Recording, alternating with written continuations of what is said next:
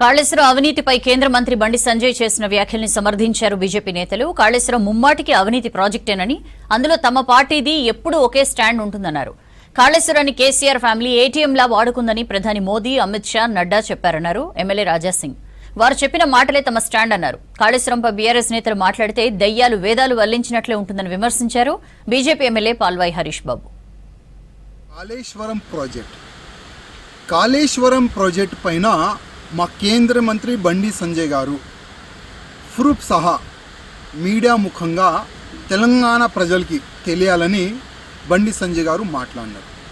Kaleshwaram project ఒక ఏటీఎంగా ఈ BRS వాళ్ళు వాడుకున్నారు. దాని గురించి మా బండి సంజయ్ గారు మాట్లాడినారు. అది వాస్తవమా లేదా అది బీఆర్ఎస్ పెద్ద నాయకులు బయట పెట్టాలి. అదేవిధంగా మా బండి సంజయ్ గారు ఏమంటున్నారు, అసలు ఎవరు అయ్యా సొమ్ములాగా మీరు ఒక ఫెయిల్ కాళేశ్వరం ప్రాజెక్ట్ తీసుకొని వచ్చి దాంట్లో మొత్తం అవినీతికి మొత్తం బీఆర్ఎస్ నాయకులు పాల్గొన్నారు, మొత్తం కరప్షన్ చేసినారు. ఒకవేళ మా బండి సంజయ్ గారు తప్పు మాట్లాడినంటే మీరొక కేంద్ర గవర్నమెంట్కి ఒక లేఖ రాయండి.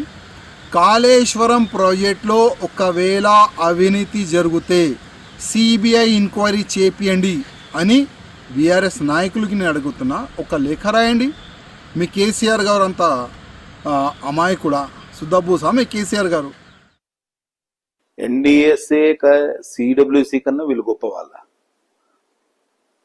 ఒక ఈ దగ్గర 200 కోట్ల రూపాయల ఆస్తి దొరికింది. కాళేశ్వరం ఈ దగ్గర, ఈఎన్సీ దగ్గర 500 కోట్ల రూపాయల ఆస్తి దొరికింది.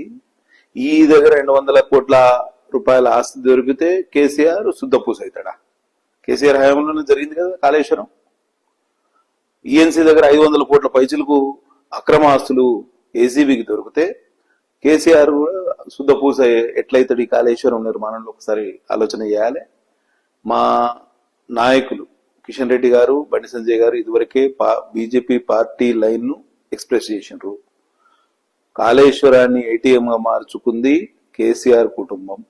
1,00,000 కోట్ల అవినీతి చేసిండ్రు. ఇప్పుడు ఎన్డీఎస్ఏ రిపోర్టు వారు చేసిన అవకతవకలన్నింటినీ బయట పెట్టింది. ఈ ప్రాజెక్టు మళ్ళా పునర్నిర్మాణం చేయాలని అక్కడ సూచించింది. మరి దీని ఖర్చంతా ఎవరు భరించాలి? కేసీఆర్ కుటుంబం భరించాలి కదా.